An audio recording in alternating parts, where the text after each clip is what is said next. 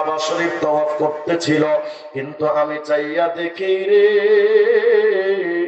লা ইয়ারফাউ কদামা ওয়ালা ইয়াদাউ কদামা, ওই যুবক পা উঠায় আর পা নামায়, যেহেতু চলতে হবে হাঁটতে সময় পা উঠাচ্ছে আর পা নামাচ্ছে, প্রতিটা কদমে কদমে ওই যুবকটা ইল্লা ইসাল্লি আলান নবী সাল্লাল্লাহু আলাইহি ওয়াসাল্লাম, প্রতিটা কদমে কদমে ওই যুবক দুরূদ শরীফ পড়তেছিল, আল্লাহুম্মা সাল্লি আলা মুহাম্মদ।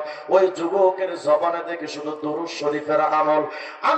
আমি হযরত সুফিয়ান যুবকটার কাছে গিয়ে বললাম, ইয়া হাদা, ইয়া আল্লাহর বান্দা দাঁড়াও, তারাক্তা তাসবিহ ওয়া তাহলিল, ইয়া আল্লাহর বান্দা আমি তো তোমাকে দেখতে পাচ্ছি তুমি সুবহানাল্লাহ কও না, আলহামদুলিল্লাহ কও না, তুমি তো কোনো জিকির আজকার করো না, কিন্তু আমি তোমার দিকে তাকায় দেখেছি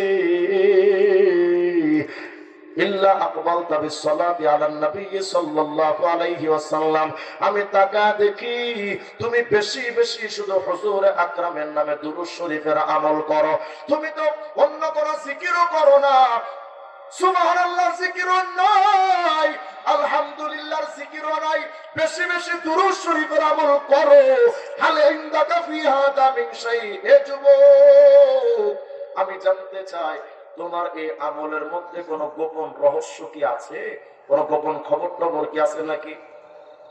যুবক জিজ্ঞেস করেন, মান আনতা, আপনি কি?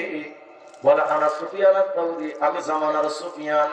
যুবক তখন ডাইকা বলে, সুফিয়ান সাউরি রে, লাউলাকা গরীবুন ফি আহলি জামানিনা লামা আখবারতুকা আন হালি ওয়ালা ইত্তালাতুকা আন খবরি। সুফিয়ান রে, আপনি যদি এই জামানার কিংবদন্তি আলেম যদি না হতেন, জগৎ বিখ্যাত একজন বুজুর্গ আলেম যদি না হতেন, আমার এই গোপন খবরটা, ওই কাহিনীটা আমি জীবনে কোনোদিন আপনাকেও বলতাম না। কি সেই ঘটনা একটু বলো। রে আল্লাহর ওলি, আমার আর আমার বাবার সাথে জীবনে একটা আশ্চর্যজনক একটা ঘটনা ঘটেছিল। বলে, কি ঘটনা? এ আল্লাহর ওলি সুফিয়ান রে, খরাজতু আনা ওয়া ওয়ালিদি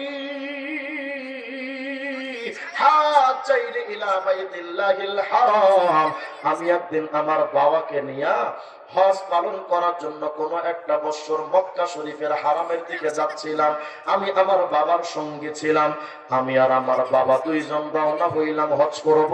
কিন্তু সুফিয়ান রে, রাস্তায় চলতে পথে হঠাৎ করে ফামারিদা ওয়ালিদি, আমার বাবা দেখলাম অসুস্থ হয়ে পড়লেন।